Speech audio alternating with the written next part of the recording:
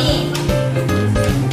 Yang akan didistribusikan lewat sini, kemudian sampai di pelabuhan dan sampailah di luar negeri.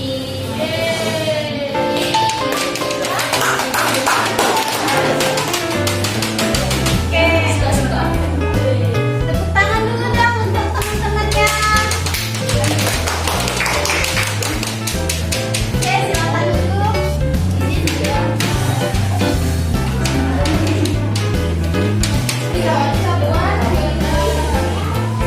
Oke, baiklah untuk materi berikutnya yaitu tentang import yang akan dibahas oleh Sabrina. Oke, untuk Ibu Sabrina boleh maju untuk membahas materi selanjutnya.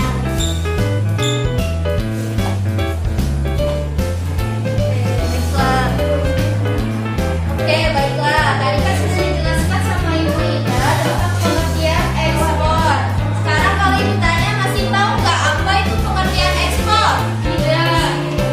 Apa itu pengertian ekspor?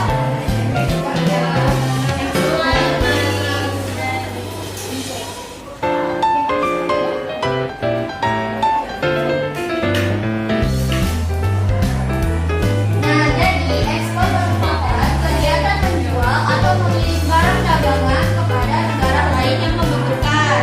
Nah, karena kalian tadi sudah paham semua, jika ditanya sama Ibu Ida, jadi sekarang Ibu akan menjelaskan kegiatan impor atau kebalikan dari ekspor, yaitu membeli suatu barang dari negara lain. Bisa dibaca di sini, kegiatan impor merupakan membeli barang dengan dagangan dari negara lain untuk memenuhi kebutuhan dalam negeri. Ini ada contoh impor. Indonesia biasanya suka mengimpor barang dari luar negeri seperti sapi. Ada yang tahu Wahyu? Daging Wagyu tahu? Pernah makan Wagyu? Kenapa belum pernah? Oh iya, nanti udah makan daging Wagyu ya. Nah, jadi Wagyu itu dihasilkan dari sapi peternakan yang ada di Australia.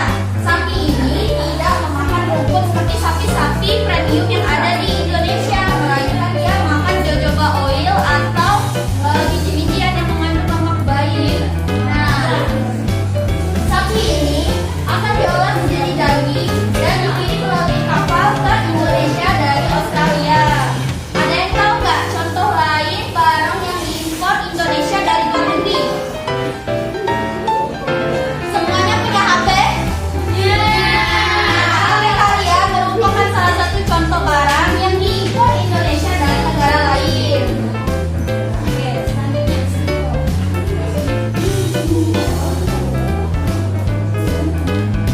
Nah, adapun di sini manfaat dari kegiatan impor. Yang pertama adalah memenuhi kebutuhan penduduk terhadap produk atau barang yang tidak